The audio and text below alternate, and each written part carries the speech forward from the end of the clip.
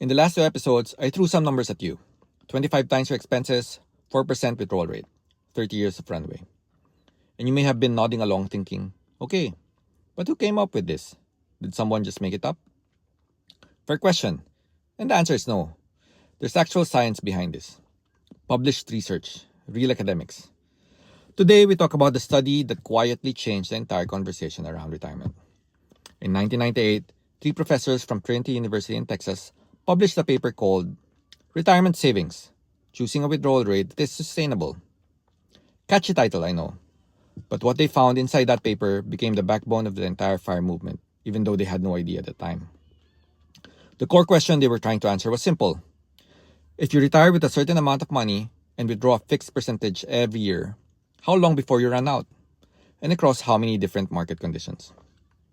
They looked at historical stock and bond market data going back decades. They tested different portfolio mixes. Some heavy on stocks, some heavy on bonds, some in between.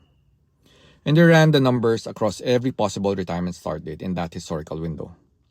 Meaning they stress tested it against recessions, market crashes, booms, the whole roller coaster. Then they asked, for each withdrawal rate, what percentage of time did the money last 30 years? They called this the portfolio success rate. And what they found was this. A 4% annual withdrawal rate invested in a diversified portfolio succeeded, meaning the money lasted the full 30 years in the overwhelming majority of scenarios. We are talking around 95% of the time historically. Here is where a lot of people get confused. The 4% is not something you recalculate every single year of your remaining balance. That would mean your income shrinks every time the market dips. Not exactly a relaxing retirement. Instead, here's how it actually works. In your first year of retirement, you withdraw 4% of your total savings. That is your expenses for the year. Then the following year, you take that same amount and you increase it by the inflation rate, typically around 3 to 4%. Then the year after that, you increase it again, and so on. So your withdrawals grow with inflation, keeping your purchasing power steady. The portfolio, still invested and still growing, is designed to absorb those increasing withdrawals over time. That is the engine underneath the 4% rule. It is not just a withdrawal rate. It is a self-adjusting income machine, in theory. Now let's connect this back to the last episode. If you need to withdraw 4% per year to cover your expenses, and you want that 4% to equal exactly your annual expenses, then you need a total pot that is 25 times your annual expenses. Because 4% of 25 is 1. Or in money terms, 4% of $1 million is $40,000. Which means if your annual expenses are $40,000, $1 million is your number. And remember how that withdrawal works in practice. Year 1, you pull out $40,000. Your expenses covered. Year 2, you take that $40,000 and bump it up by say 3% inflation. So you withdraw $41,200. Year 3, you take that $41,200 and bump it again. Now you're on pulling out $42,436. And so on.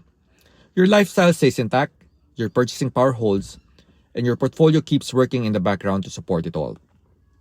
The Trinity study is why that math works. It is not a guess. It is the result of running your retirement scenario against nearly a century of market history and asking, does this hold up? Most of the time, it does. Now, a few honest caveats, because I'm not here to sell you a fantasy. The study was based on 30-year retirements.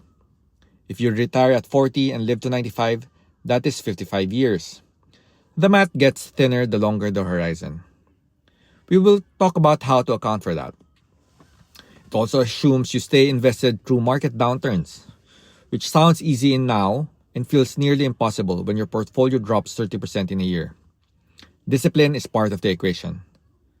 And past performance, as every financial disclaimer ever written will tell you, does not guarantee future results.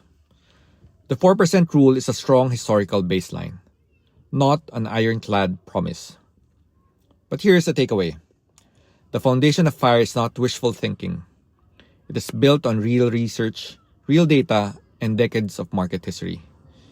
You're not betting on a miracle. You are following a framework that held us up more often than not. Next episode, we start refining your numbers. Because 25 times is a starting point. And your life has details that the average needs to account for. See you there.